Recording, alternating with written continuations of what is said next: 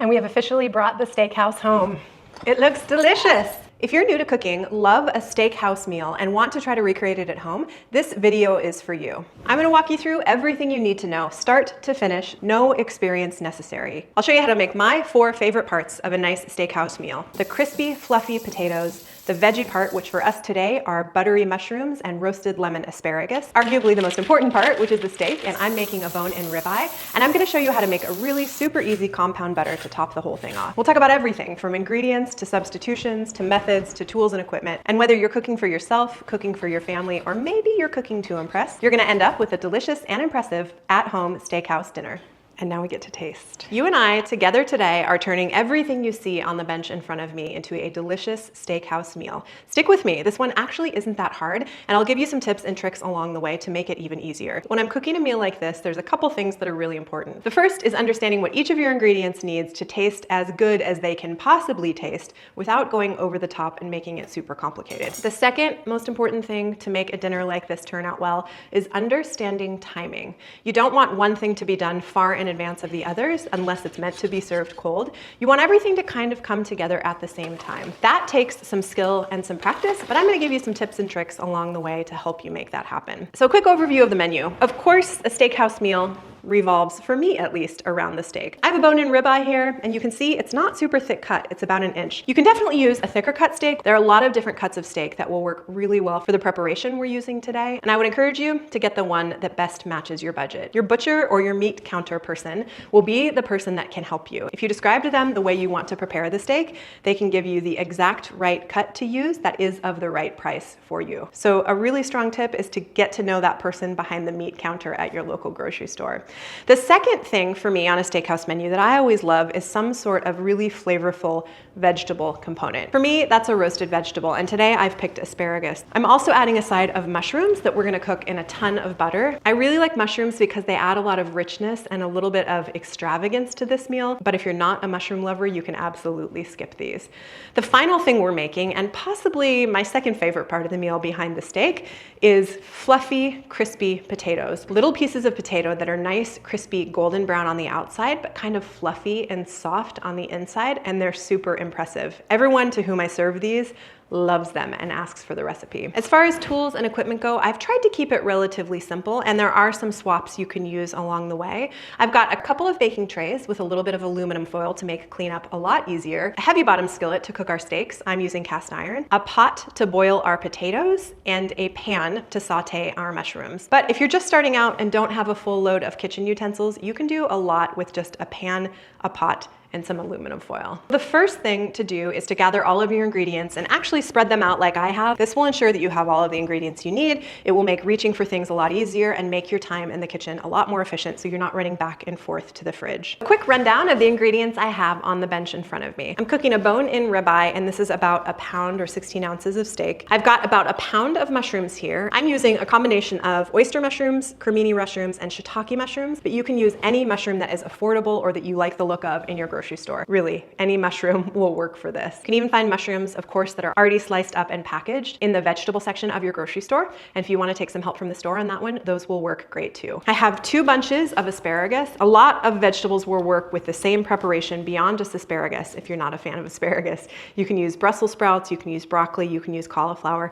It's all kind of the exact same preparation, though the cook times will vary a little bit. Got 1.5 pounds of red potatoes. The russet potatoes will work really well as well. If you pick a potato that has a thicker skin, you may want to peel it first. The benefit to a red potato or a russet potato is that after a good scrub, they can go right in their skin. And then I have some aromatics and some herbs on the bench. So we have a whole bunch of parsley, a few sprigs of rosemary, 1 head of garlic, and 2 lemons. We're gonna cook in oil, and I have avocado oil, though vegetable oil will work here too. We're cooking really hot today, so you want a neutral flavored, high smoke point oil. I wouldn't use olive oil for this, and I wouldn't use exclusively butter. Go for avocado oil or some type of vegetable oil. In fact, my avocado oil says good to 450 degrees. That's something to look for on the bottle of oil that you choose to ensure that you have a high heat oil. That matters because oil can burn, and we don't want our oil to burn at a hot temperature. I have a stick of butter here that's been softening on my bench, and then some salt and pepper. And that is everything we're gonna use in this steakhouse meal. You'll see me repeating flavors between the dishes a fair amount. That is a nice trick for making the meal feel cohesive instead of just separate different dishes that you've thrown on a plate together. If you repeat your flavors and and give nods to the lemon and the garlic and the rosemary and the parsley, the dishes work exceedingly well together. The first and very most important thing though in this meal is to bring your steak to room temperature. Yes, the very first thing you should do is take your steak out and put it on the counter. One of the tricks to getting a tender, juicy, delicious steak has to do with the contraction of the muscle fibers in the steak and what happens when they're room temperature versus what happens when they're very cold. I can link some information in the description box below about the science behind that, but room temperature steak going into a really hot pan will give you that really delicious golden brown sear on the outside, but still keep it tender on the inside. One of the most important things about creating a dinner like this is timing. When you're making several different dishes at the same time, you want to be thoughtful about what should be served piping hot, what should be served after resting for a while, and what should be served cold. You don't need to get super exact with this, especially if you're a beginner, but it does help to have in your mind or even on a piece of paper the rundown of what takes the longest to cook, what takes the least amount of time to cook, and then how long each of those things needs to rest before they're ready to serve. So for us today, the mushrooms, super flexible, can cook for a really long time and still be delicious. In fact, I'm gonna get them on first and just forget about them and let them go. So the mushrooms are the most flexible, but the thing that will take the longest for us today is probably the potatoes. We're gonna cut them up into chunks, then boil them until they're tender, and then put them in a hot oven. And that final roast on the potatoes is probably like 25 to 30 minutes until they're nice and golden brown. So we're gonna get those going next, get them in the oven, and then forget about them so we can work on the rest of the meal. So the first thing I need to do then is get a pot of boiling water on the stove for our potatoes to go in. There is no specific measurement to this. It depends on how big your pot is and how many potatoes you have. The two things you're looking for is that the water covers your potatoes and that there's enough space for them to move freely so that they're not all just stuck in one clump in your pot. So pick your biggest pot for this or adjust the amount of potatoes you're cooking at one time. If you're cooking for a whole big group of people and you only have a tiny little pot, you might have to do this in shifts, which is no big deal, but it will definitely take longer. So for me, this is about the right size pot, and I have water up to about 2 inches to the top. I'm just gonna get it on a high heat on a burner on my stove and let it come to a boil. While that water is boiling, we're gonna move on to our mushrooms. So I've cleaned a lot of these mushrooms already, and you'll see I have cremini mushrooms, or baby portobello mushrooms, shiitake mushrooms, and then this really weird looking oyster mushroom. I picked this one specifically because it's one of the weirder looking mushrooms at the grocery store, and I wanted to show you how to cut it up. But the reality of it is almost any mushroom that you can find in the vegetable section of your grocery store will work great for this preparation. So when you get your mushrooms, usually they'll either be in one of those little plastic containers with plastic wrap over the top, or if you're gonna process them yourself and they're in a you pick 'em bin, put them in the paper bags that are offered there. A paper bag is the best storage method for a mushroom. It makes sure they stay fresher longer and don't get slimy and unusable fast. So the way I like to wash a mushroom is to use a damp paper towel and to go mushroom by mushroom and rub off any obvious signs of dirt. There are lots of different schools of thought when it comes to mushrooms. Some people don't wash them at all. Some people completely submerge and soak them in water. I get the best result personally when I just rub them off with a little bit of paper towel. But I'm not too precious about getting the mushrooms perfectly clean because these are cooking for a really long time and will get very hot. So anything that you're worried about will be killed once these mushrooms are cooked. So our mushrooms are all cleaned. I've already cleaned these, and then we're just gonna run a knife through these mushrooms. And the way I do that is just taking a knife, give them a couple cuts so that there's a stable base to cut on, flip them around. And you want chunks that are about that big. You don't need to be super precious about the size of these chunks because we're cooking them all the way down. So same with these guys. I start again on the side of the mushroom, flip it onto its stable base so it doesn't rock, and then just cut right through it so that you end up having great slices of mushroom. The same for shiitake mushroom. We just did a couple creminis. The same for a shiitake, which looks like this. Give it a couple cuts, flip it on its stable base, process right through it. Now this oyster mushroom is a little bit of a different story because you can see there's all of these different beautiful lobes within this mushroom. So since we're processing this down as well, I do something similar. I just take my knife, kind of gather all of the lobes together and cut through from top to bottom. I do cut a ways into this stem, and the bottom of it actually looks totally fine, so I'm gonna keep that. But because this is a big solid piece of mushroom, I wanna just give it another quick chop. There we go, mushrooms all done. Into our bowl. By the way, you don't have to transfer these into a bowl, you can put them directly into your pan. So the flavor we're gonna add to our mushrooms is a little bit of salt and pepper, which we're gonna do over at the stove. We're gonna cook them in some butter, and then I'm just simply gonna add a little bit of rosemary. So this is a sprig of rosemary. Super, super fragrant, woodsy, great with mushrooms, great with steak. So I'm using one of these sprigs, and to get the leaves, which is all you want to end up in your final dish, off of the stem, hold it by the tip end and pull the leaves backward to strip them off the stem. So do that until you get all the way to the top, and you'll see that the top just kind of pops right off and the leaves come right off as well. So this woody stem you don't want in your final product, so this just gets completely discarded. So I'm gonna mince up this sprig of rosemary and include it with our mushrooms. All I do is gather it into a little bit of a pile, protect my fingers, and then run my knife through it.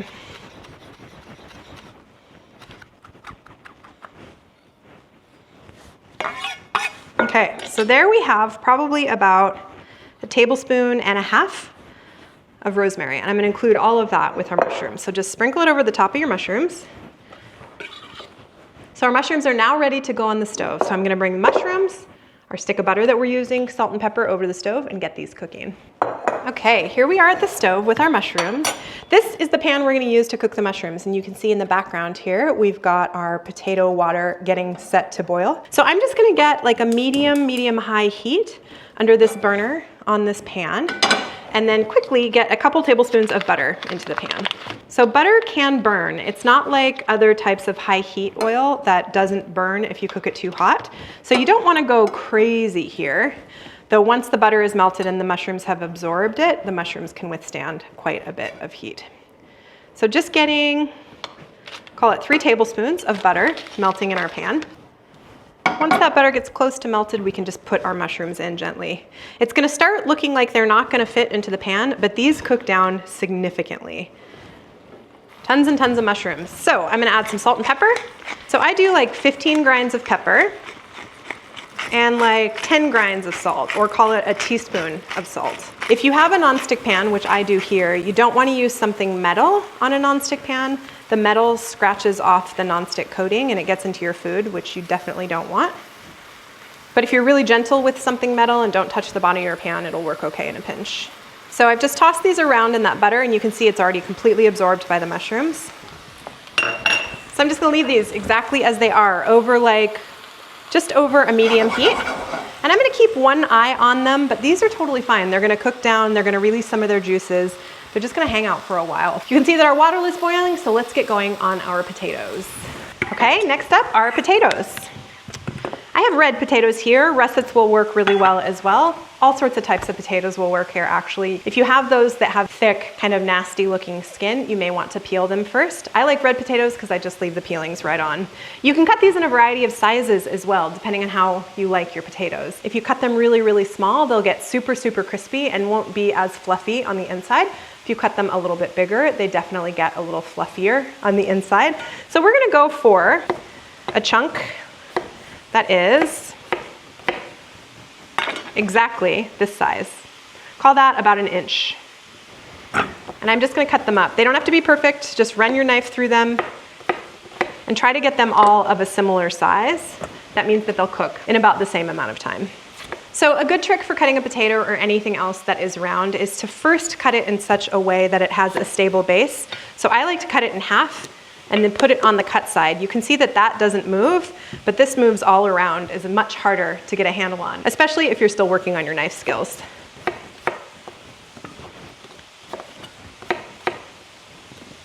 Look at the difference in the color of those two potatoes. Isn't that cool? They're both red potatoes, very different color on the inside.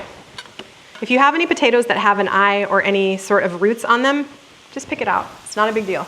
And again, I have washed these potatoes, but since we're boiling them, you don't have to be too specific about washing them because they're gonna be in boiling water for a while and we're gonna drain them before they go into the oven. I'm gonna take them over and put them in our boiling water. And you can see just after giving our mushrooms a little bit of a stir, they're taking on some color, which is exactly what we want. Look at that one. That's perfect. Look at that little mushroom. It's exactly what we want. So I'm gonna bring these down to like just under a medium heat. They're just gonna hang out here and cook. The more they cook, the more delicious that they get. Okay, so our water is boiling. I'm just gonna put our potatoes in the boiling water, being careful not to splash myself. gonna give these a quick stir. We don't season at all at this point. We're just gonna let these boil until we can insert a fork into them and they're tender. On to our asparagus. So first I'm gonna prep the pan that the asparagus is going on, this guy. If you have a bigger pan, use it. I wanted to use a small pan so you could see that even if you don't have the perfect tool, it will still work out just fine. To make my life a little bit easier, I am gonna cover it with aluminum foil. This just makes cleanup easier. Now, if you don't have a baking tray and you don't have a cookie sheet, you don't have some sort of other casserole dish or brownie pan or cake pan, you can, in a pinch, just use aluminum foil. So all you need to do is create a makeshift sheet pan out of aluminum foil. My recommendation is to use a couple of layers and to be really careful when you're moving it because it will be very hot. I often cook over open flame with just aluminum foil and no baking trays or sheet pans or cookie sheets. The aluminum foil works great for that. You just have to be a lot more careful with the way you handle it. So if you're a very beginner kitchen, all you have is a pot and a pan, but no baking sheet, buy yourself some aluminum foil. Or in the same section that you find cooking supplies at your grocery store, you can get an aluminum pan. That will work here as well. At that point, you may as well just buy a cookie sheet because they're not that much more expensive and they're reusable, whereas those aluminum pans aren't. So with our cookie sheet prepped and off to the side, I'm gonna show you how to prep asparagus. This is an asparagus. Asparagus can be woody, and it is especially woody in the bottom part of the asparagus. The bigger asparagus are much woodier than the smaller ones. So in this instance, I like to try to get the smaller ones, but these are the size that my grocery store had to offer. So there's a couple different ways to get rid of the woody bottom. Some people peel the bottom part of it, just leave it this long and peel it. But I think for me, the asparagus tells me where it wants to be cut. So all I do is take the top and the bottom between my hands and snap it. This part I discard or I put in a plastic bag in my freezer to make stock with.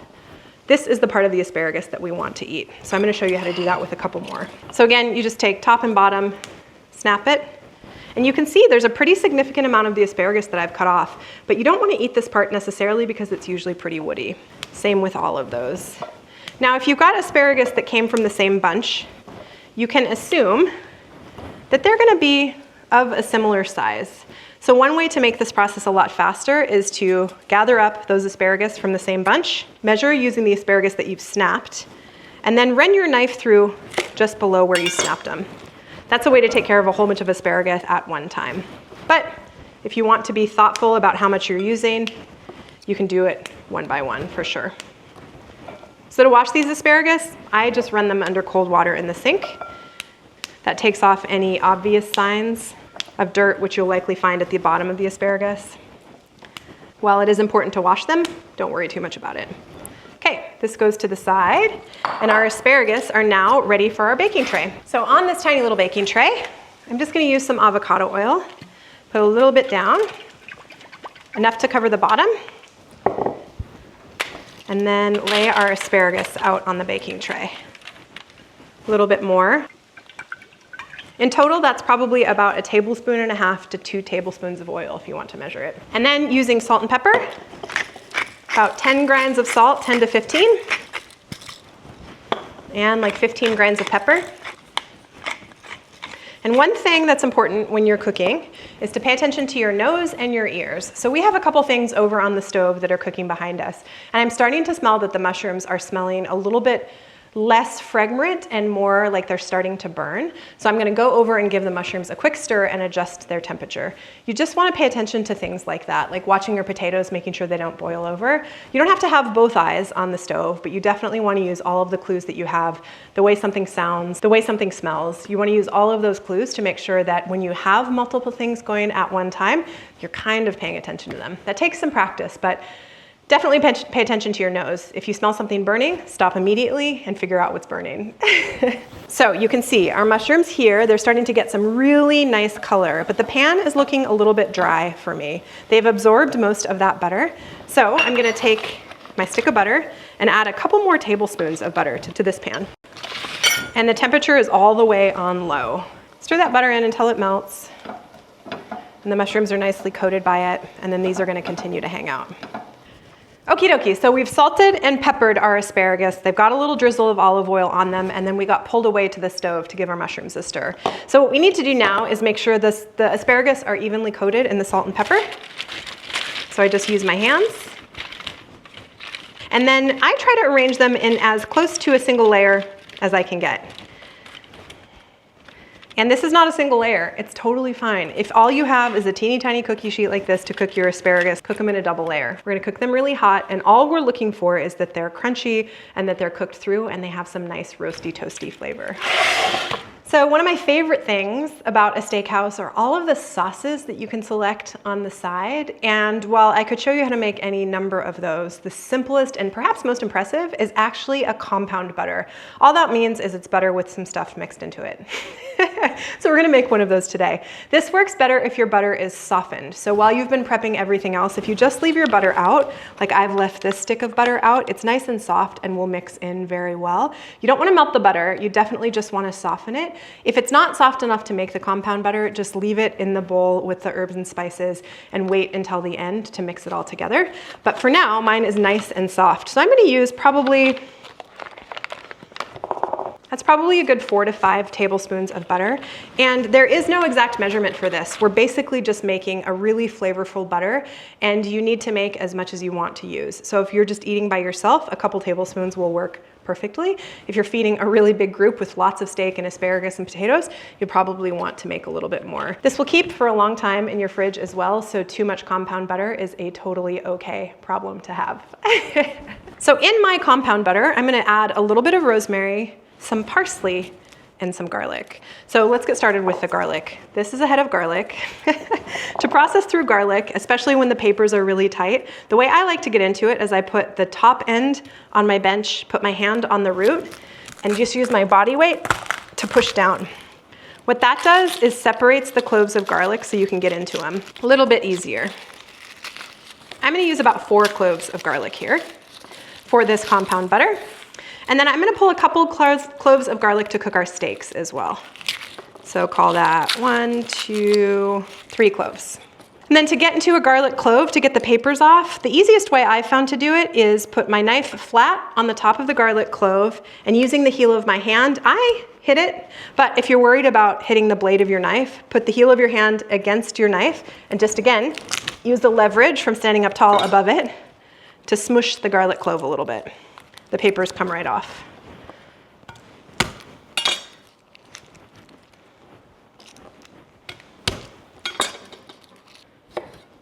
This guy had a little bad spot. No need to throw out the whole garlic clove. Just cut that tiny little spot out, discard that. The rest of the garlic clove is completely fine. Okay, so the skins are off our garlic cloves. I don't even bother cutting these little pieces off. We're gonna mince this so finely that that is not gonna make a difference. But all I do is gather up the garlic, run my knife through it one way, flip my knife around, run my knife through it the other way. So while my knife skills are not perfect and I aspire to be better at them every day, one of the tricks that helped me process through big piles of things like this quickly was learning how to use my knife in a little bit of a different way. So using the heel of my non-dominant hand on the tip of my knife as a fulcrum, I push down with the heel of my non-dominant hand, and using my dominant hand, lift up and down, with this being the pivot point. So that enables you to process back and forth through things pretty quickly. I, just out of habit, keep my fingers curled up and out of the way of the blade. If you're curious about perfect textbook knife skills, this is probably not the channel for you. But if you're curious about fast and more efficient ways to do things, we can still hang out. Okay, so this garlic is processed up pretty finely, which is great. And we probably have a full 2 tablespoons of garlic here, which I love. You can use less if you don't like garlic as much as I do. But then just gathering with my knife straight in with the butter. Next into our compound butter is parsley. Parsley adds a nice little bit of green on top of all of our finished dishes, but also through the compound butter. Beyond having contrasting flavors, it's nice having contrasting textures, contrasting colors. Balance and all of those things is what makes a really good meal. So we're gonna process through this parsley, but I have a feeling that our potatoes are getting close to done. Remember what I told you about keeping one ear, one eye on the stove? Let's go over there and get our potatoes out of that boiling water. Also gonna get our oven turned on to 425. Okay, mushrooms are looking perfect. They're just hanging out. They're over a low heat. I have a feeling that our potatoes are done. So what I'm gonna do is using a fork, go into the potato. That's what's called fork tender. It took me no effort to get into that potato. So I don't want these to cook any further. So I'm gonna turn the heat off and I'm gonna drain these potatoes. So the heat is off to this pan. My potatoes have been drained. I'm gonna put them back in the hot pan. The goal here is we just want to take as much water out of them as we possibly can. When they hit the hot oven, they'll get crispier if they're not wet. If they're wet, they'll continue to steam. Dry potatoes going into hot oil makes them crisp up nicely. Okay, so these are just gonna hang out for a couple more minutes where our oven comes to 425 and while we finish the compound butter. So the next step is to cut up this parsley. I'm just gonna cut it right close to where the parsley is banded and discard the bottom stems. And I'm gonna cut it into 2 different sizes. The first size, I'm gonna leave a pretty big dice. The second size, I'm gonna go ahead and mince that up quite finely to go into our compound butter. So I'm just gonna run my knife through the rest of this, make it into a very fine dice. At some point, it's nice to learn cooking words like chop and mince and dice, but if those words scare you, don't worry too much. They're just different sizes of chopping a thing. So a mince is really tiny, a dice is a little bit bigger, and a chop is a little bit bigger. It's nice to learn them at some point, but for what we're doing today, it doesn't have to be that exact. Okay, so a couple tablespoons of parsley went in with our compound butter. I'm gonna add a little bit of rosemary. Rosemary is very strong, and since it's raw going into this compound butter, I'm not gonna add as much as I included in the mushrooms because we cooked that rosemary with the mushrooms. So I'm gonna use probably about a half of a sprig, about that much.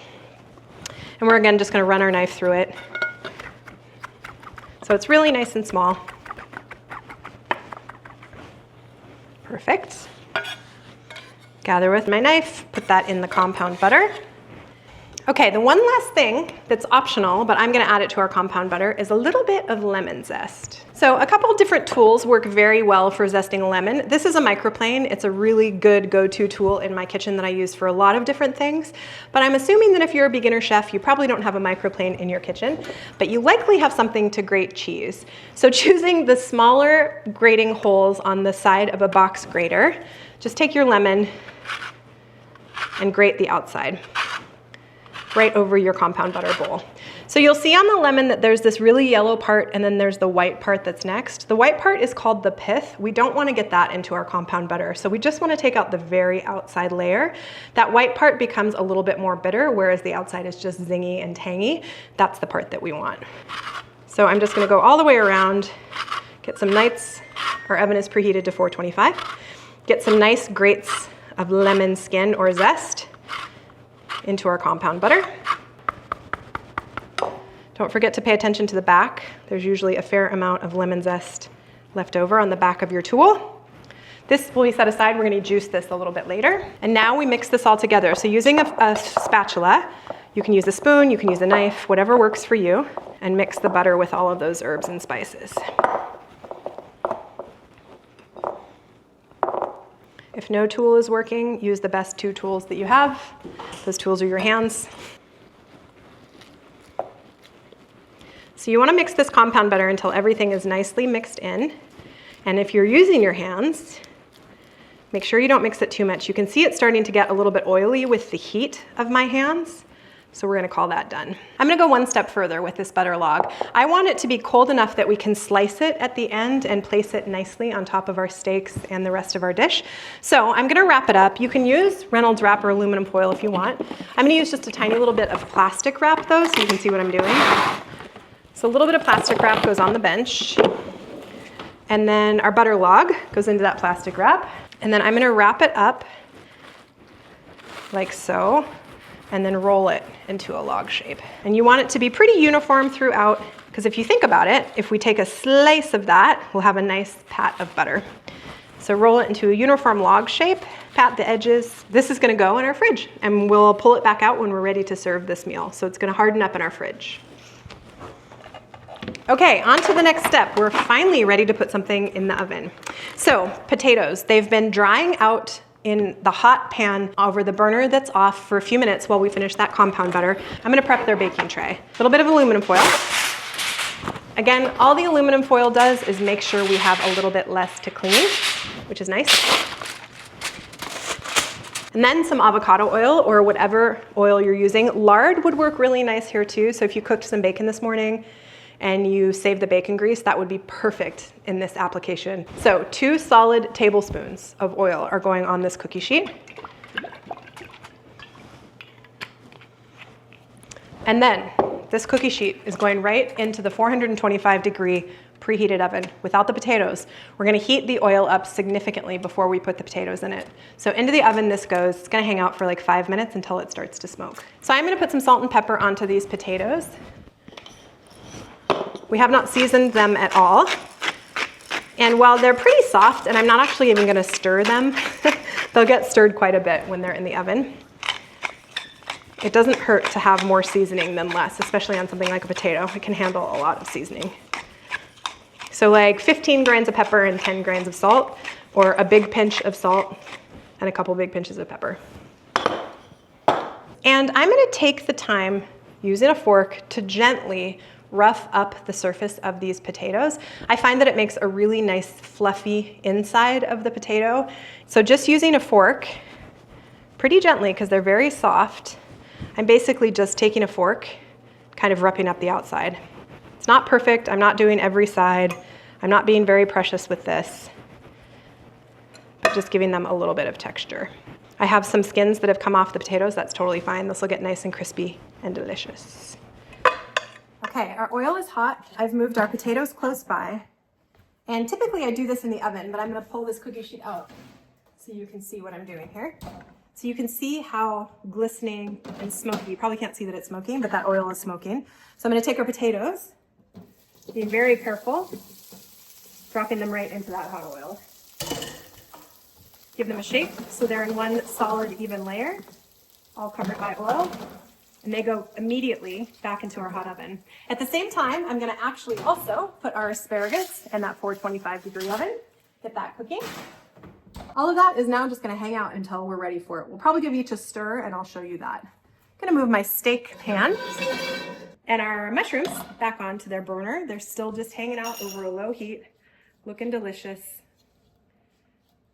And we're gonna get working on the steak. We are to the main event, which many would consider the steak part of tonight's program. So this steak is actually a little bit thinner than I would like. I like a steak with a nice crust that is medium rare to almost rare on the inside. And it's a little bit harder to keep a steak that is this thin rare. It tends to just cook a little bit faster. It's harder to control that way. But if what you have is a steak that's about an inch thick or even up to 2 or 3 inches thick, the method is kind of the same if you're cooking it all on stovetop. There's a lot of different noise about the best way to cook a steak these days. There's reverse sear, there's sous vide, there's grill, there's stovetop with cast iron or stovetop with steel. There's all sorts of different noise. But for me, the best steak is the steak that you've made yourself, that tastes good, that is cooked the way you want it to be cooked. But I can tell you 2 things about cooking a steak. One, I want a crust on the outside, which means it has to hit a really hot pan. And the best way for me to get a crust is to have a very dry steak in a very hot pan with hot oil. I also like to then flip the steak back and forth a few times. There is no right way to do this. Some people will argue to the death for their favorite way to cook a steak, but if you're a beginner, just start cooking. You'll figure out along the way what you like. And this method is pretty reliable as far as the crust on the outside and the tender, juicy, nicely cooked inside.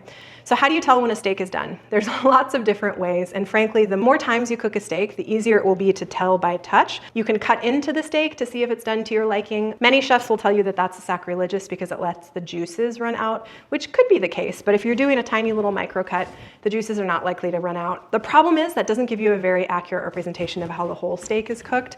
So the very best way to tell if your steak is done is to use an instant read thermometer. I think this one is like 10 or 15 bucks and I love it, and I'll link it in the description box below.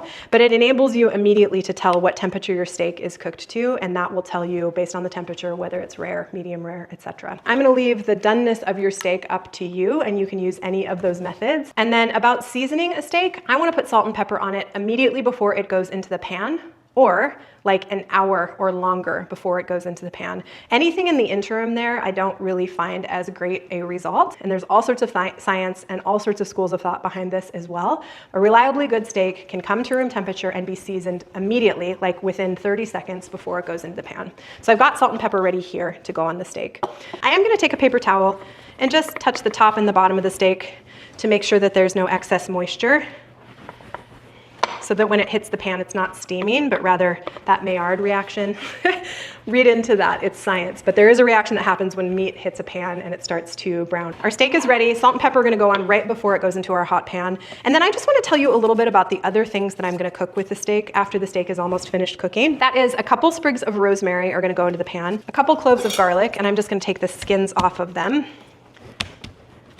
And then a couple tablespoons of butter. And I'm gonna show you a basting technique for a steak. So it's no secret that we've cooked with a lot of butter in this meal. And you can omit this if you like, but if you want a super impressive steak that is really juicy, really flavorful, super rich and buttery, a butter baste is the way to do it. These are not gonna get any smaller. We're gonna put them in hot oil, so the chance for them to burn when they're small is higher. So they're gonna stay this size, 2 sprigs of rosemary and a couple solid tablespoons of butter. All of this is gonna get moved over to the stove and we're gonna start heating our pan. Once our steak is cooked, we're gonna have about 10 minutes for the steak to rest, that we can bring everything else together. But when we go over to the stove, I'm gonna check and make sure our mushrooms are getting close, our asparagus is starting to cook, our potatoes are looking good, while our pan is heating up. Again, that timing thing is really important here. So we're gonna just give a little check on everything and make sure our timing is going well, and then we'll start cooking our steak. So I'm all set up over here at the stove. I'm gonna get this cast iron skillet smoking hot. Literally gonna put in about 2 full tablespoons of oil, put it over a high heat, and let it heat up on this burner until the oil starts to smoke. I really like using cast iron, it's my tool of choice, but there's a lot of different pans that you could cook this steak in. The key is to get the oil really hot so that it's definitely shimmering and probably even smoking. Okay, the oil kind of looks like water. I don't see it smoking quite yet, so I'm gonna wait for a sec. This steak is gonna cook really quickly because it's only about 1 inch thick. So I'm looking for probably 3 minutes on each side-ish. And then we'll lower the heat, bump the butter in, and do a little bit of a butter baste. Okay, I'm seeing smoke. So on goes salt and pepper.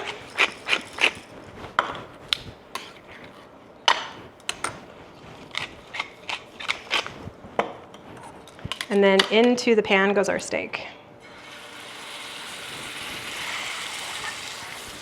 So I'm gonna go like 30 to 45 seconds on this first side and flip it.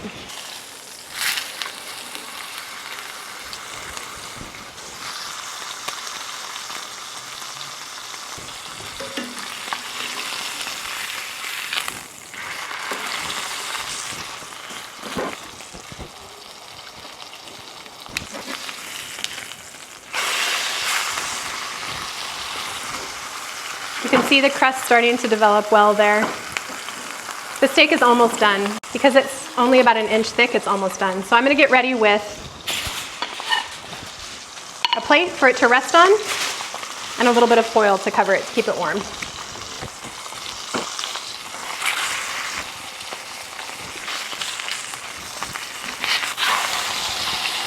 Okay, I'm gonna turn the heat down. I'm gonna start the butter baste.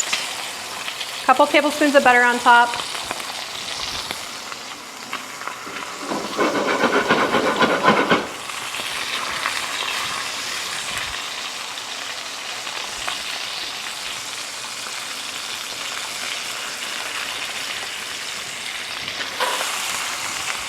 In go rosemary, in go garlic. Now if you start to see the butter burning, you're done. You don't want the butter to burn. But we do want that nice butter to be on top of the steak and to be flavored by that rosemary. So I'm just using a hot pad, taking the butter that's browning nicely, moving it up and over the steak.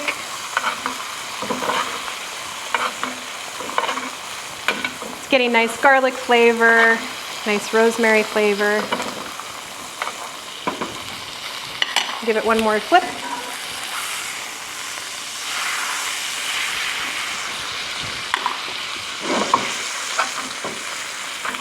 And this steak is cooked. So I'm just gonna baste it for just a couple more minutes. Yeah, it's done. It's probably medium right now.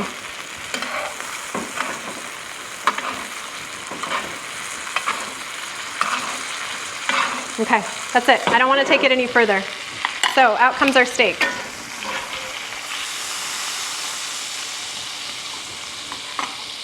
Nice crust on the outside. On top goes the rosemary and the garlic. And we're gonna cover the steak and let it rest for a solid 10 minutes while our potatoes, asparagus, and mushrooms continue cooking. I'm gonna plate all of this up and see you when we're ready to taste.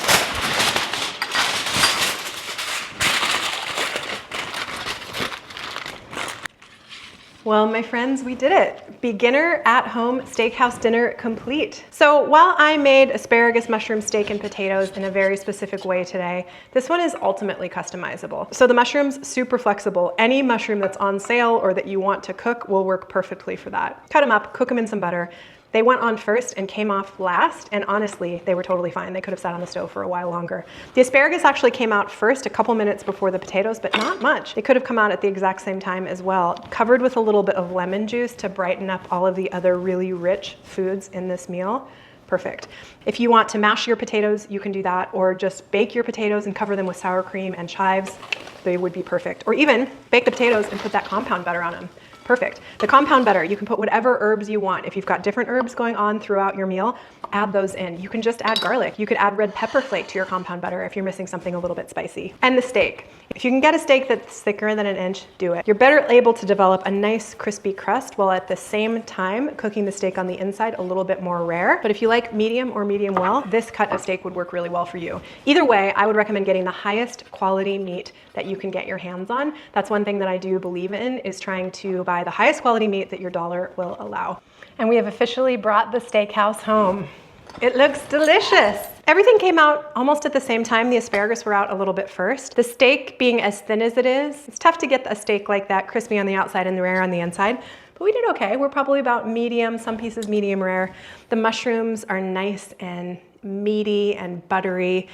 The potatoes are nice and crispy, and the compound butter looks perfect. I can't wait to put some of that on top of all of it. I'm just gonna serve a little bit up. So I'm gonna start with some steak, of course. Get some potatoes.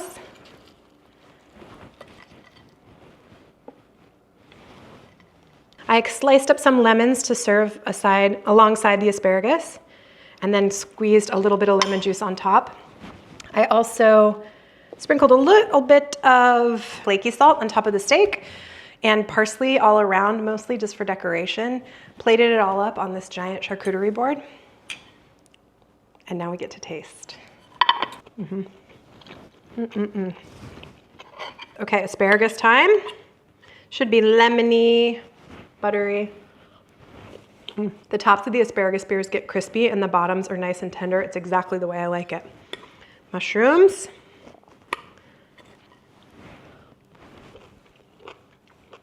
If you have a vegetarian in your group and you want to serve a steakhouse dinner and give them something that's hearty as meat but without being meaty flavored, cook them mushrooms in butter. They're nice and chewy. We put a ton of butter in there, so they're just delicious. And then these potatoes. Crispy on the outside, fluffy on the inside. Let's see if we did it. Okay, I had to grab one last thing. I made pickle biscuits recently, and I feel like this is the perfect moment for a pickle biscuit with a little bit of compound butter.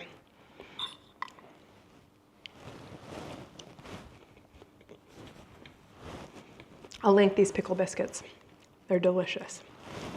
All in all, I hope today was super helpful for you if you're a beginner cook or want to impress someone special, or just want to have another go-to meal in your repertoire that's not super hard. Again, there's 1,000 different ways to do each of these things, and this is by no means the right way, but it is just another way that you can add to your toolbox, and I can tell you from doing this many times, it is consistent, it is reliable, and it is always delicious. So thank you so much for joining me today. If you're a new cook and stumbled on this video, leave a comment in the comments down below. Let me know if it was helpful for you. I am but a home chef with lots of practice under my belt, and I know how intimidating it can be to start a new hobby, especially cooking, but I'm here to help if you have questions or there are things I can help with. Let me know in the comments down below. If you like this video, please give it a like. If you want to stick around, please subscribe to the channel. I would love it. Thank you so much for being here. See you next time. Cheers.